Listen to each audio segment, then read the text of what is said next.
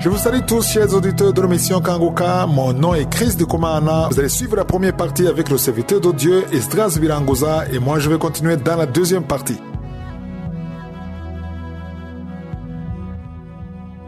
Shalom. Pouvoir préparer la journée, c'est une bénédiction que Dieu nous donne. Si nous pouvions comprendre que quand on le fait, c'est pour notre intérêt. Je veux que vous sachiez qu'il n'y a aucune situation, il n'y a aucune situation dans laquelle vous êtes qui peut vous empêcher de préparer votre journée. En fait, commencer votre journée par la prière vous fortifie dans toute la journée, dans tous les jours difficiles. C'est ça qui vous permet d'avancer dans les périodes difficiles. Il arrive que tu te réveilles difficilement, tu te sens triste et tu as juste envie de rester dans le lit. Non pas que tu aies sommeil, mais juste parce que tu n'as pas envie de faire quoi que ce soit. Tu es déprimé, tu as l'impression que la journée va être longue, vraiment longue, et tu as la peur au ventre, tu ne sais pas ce qui va se passer. Tu as peur concernant ton dossier. Quand je parle de dossier, il faut comprendre qu'il s'agit par exemple de tout ce qui a trait aux documents. Documents de travail, comme le contrat de travail, le document de ta maison, ta parcelle, documents envoyés pour t'accuser, les documents dans le sens titre de séjour dans le pays où tu es, etc.,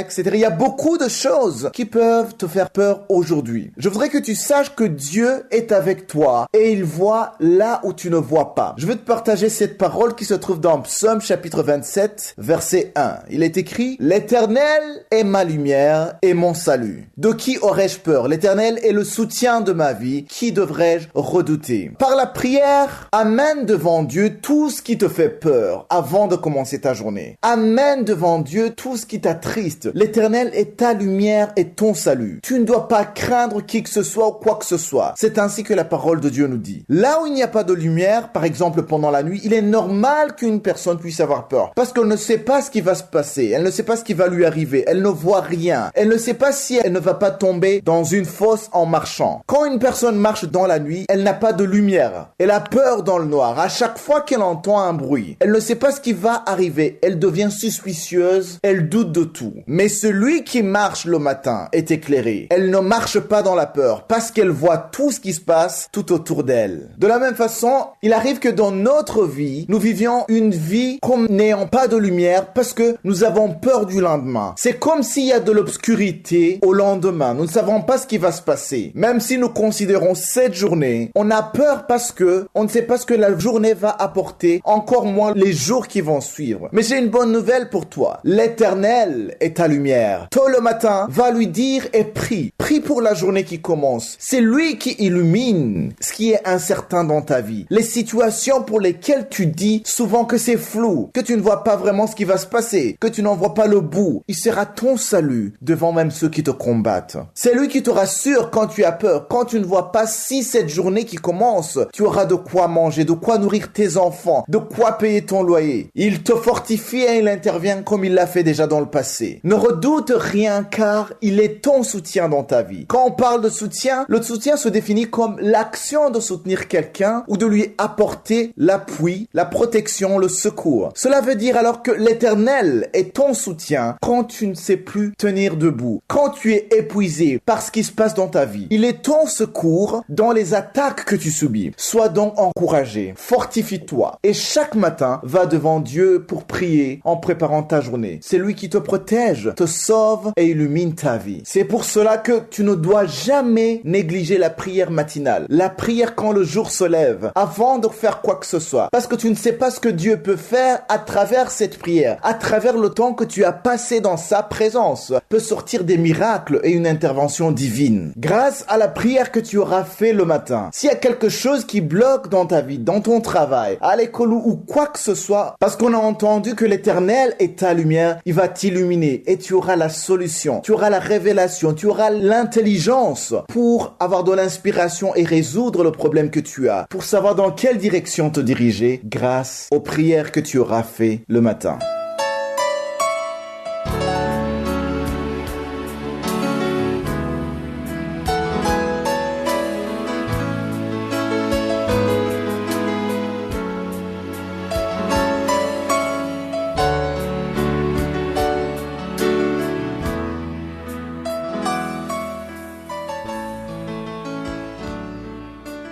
Nous sommes maintenant dans la deuxième partie, c'est-à-dire le moment consacré à l'enseignement. Nous continuons à étudier le livre de Colossiens, c'est-à-dire la lettre que Paul a écrite à l'église de Colosse. Je vous avais demandé de lire d'avance le 4e chapitre que nous allons commencer maintenant. Vous vous rappelez, à la fin du 3e chapitre, Paul s'adressait aux femmes, aux maris, aux enfants, aux parents, aux serviteurs. Et maintenant, au 4e chapitre, au 1er verset, il s'adresse particulièrement aux maîtres. Aujourd'hui, on peut parler des patrons ou des employeurs. Et il dit au 1er verset, « Maîtres, accordez à vos serviteurs ce qui est juste et équitable, sachant que vous aussi, vous avez un maître dans le ciel. » Ça, c'est très important parce qu'il rappelle aux patrons. Et ici, je m'adresse aux patrons qui m'écoutent. Tu n'es peut-être pas patron d'une entreprise, mais tu as un serviteur à la maison. En Afrique, beaucoup d'Africains ont des serviteurs. Quelqu'un qui nettoie ta maison ou bien quelqu'un qui prépare ta nourriture. Ce qu'on appelle des cuisiniers. Les Africains ont facilement des cuisiniers. C'est pas évident en Europe ou en Occident, mais en Afrique, c'est facile d'avoir un cuisinier parce que ce n'est pas aussi cher qu'en Europe. Donc, il y a beaucoup qui m'écoutent qui ont des serviteurs, qui ont des cuisiniers. Tu as quelqu'un qui nettoie ta maison, tu as quelqu'un qui nettoie ta voiture, je ne sais pas, quelqu'un qui garde ta maison, un gardien chez toi et tu es son maître. Tu es son patron parce que c'est toi qui le paies. Même si tu es dans une entreprise, tu n'es pas un chef, mais tu es un chef chez toi. Si tu as quelqu'un que tu paies chaque mois, donc son verset te concerne. Je ne m'adresse pas au chef d'entreprise seulement, mais même toi qui es à la maison, qui paie quelqu'un, peut-être